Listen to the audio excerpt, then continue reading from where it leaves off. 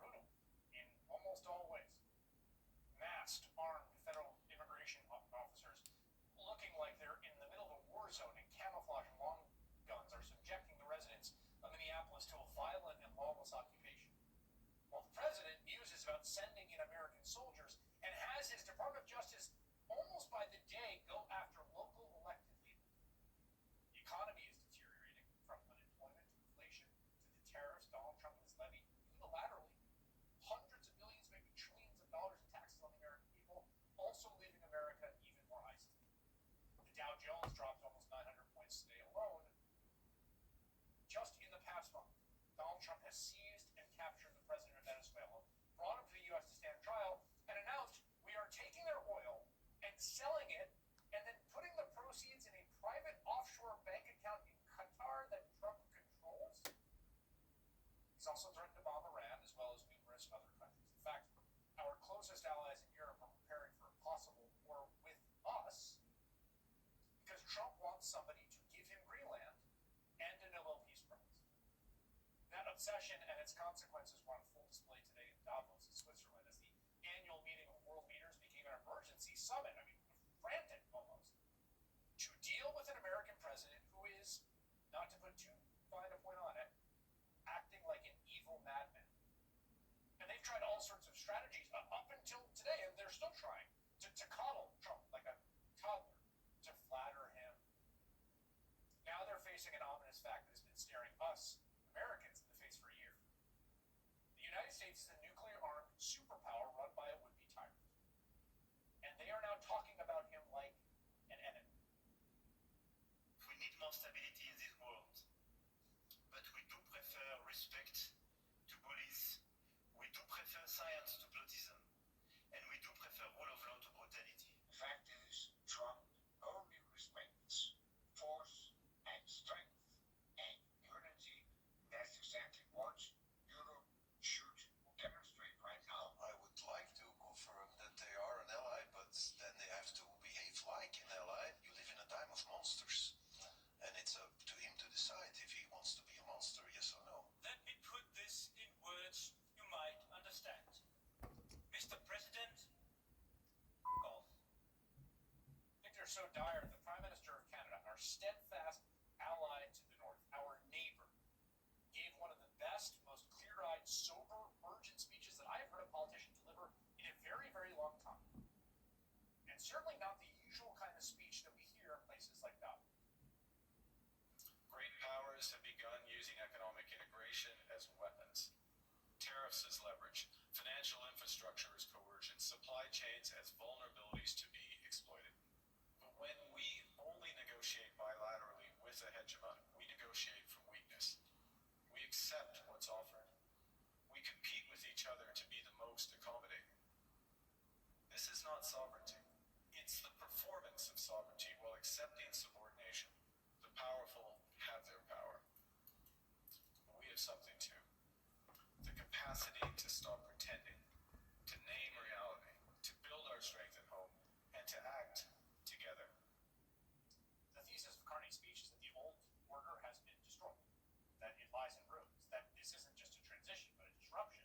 And it wasn't just world leaders. Visitors in Davos could see a glow in those snow-capped mountains after the sun set this evening, after a group of 10 local residents hiked up the mountain with 450 torches to spell out one message that shone down across the valley: no kings. Donald Trump is set to speak at Davos tomorrow. While the rest of the world is describing him as the biggest threat to peace and stability in the world, he was exactly where you would expect him to be, at a White House podium for a very, very long hour and 44 minutes. And I watched, 6-year-olds play baseball. A very long hour and 44 minutes boasting about his year of accomplishments. Should have gotten the Nobel Prize for each war, but I don't say that. I say millions and millions of people. And don't let anyone tell you that Norway doesn't control the shots, okay? It's in Norway. Norway controls the shots. And by the way, I did more for NATO than any other person alive or dead. Officially reinstated Columbus Day. I like the name Columbus Day. The Italian people are very happy about it. Remember, when you go to the voting booths, I reinstated Columbus Day. But I said to my mother, Mom, she would be there, always there for me. She son, you could be a professional baseball player. I said, thanks, Mom. We have a perfect system right now. We're making a fortune. We've never been stronger. Do you feel like God is proud of the everything you've I do, actually. I think God is very proud of the job I've done. And that includes for religion. By the way, we saved you from some of the vile stuff he did, or racism heaped on Somali Americans and Somalians. But he did that for 2 hours, while the rest of the world described the United States as a rogue state bent on domination. In fact, the White House staff conveniently typed up and printed out Trump on a big stack of paper sheets to read from that listed his supposed accomplishments, with bullet points like number 243. Stripped notorious crackhead and grifter Hunter Biden of his taxpayer-funded Secret Service detail. 245. Sign an executive order to end the use of paper straws. How can people not be celebrating the treats? How can he not have a 65% approval? All this comes days after Trump announced he was forming a board of peace to basically supplant the United Nations.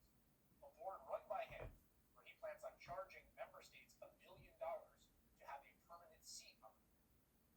Trump has already invited heads of state like Vladimir Putin, Xi Jinping, and Benjamin Netanyahu to join, and strong-arm leaders from nations like Hungary and Belarus. Over the weekend, Trump also received a text from the Prime Minister of Norway. You saw him talking about the Norwegians before. He's obsessed with them. He's convinced that the Norwegian president controls the Nobel Peace Prize. And he got a text that was honestly kind of flattering and supplicant, like all of these messages tend to be, desperately seeking to ease tensions with the U.S. over its positions on Greenland, Gaza, and Ukraine. Trump responded by text saying in part, quote, "Dear Jonas, considering your country decided not to give me the Nobel Peace Prize for having stopped 8 wars plus, I no longer feel an obligation to think purely of peace. Although it will always be predominant, but now think about what is good and proper for the United States of America." Going on to insist on taking Denmark, a taking reason. Now, this is an obvious point, and it's been made a ton, but it's worth reiterating today on this 1-year anniversary. Us, Americans, electing Donald Trump is not just our problem for us. We have made it the world's problem, because we have made ourselves the center of the global order. And the post-World War II global order has been predicated basically on U.S. hegemony. And to be real clear-eyed about this, and there's a lot of gauzy nostalgia here, that hegemony, that power that we have has been abused egregiously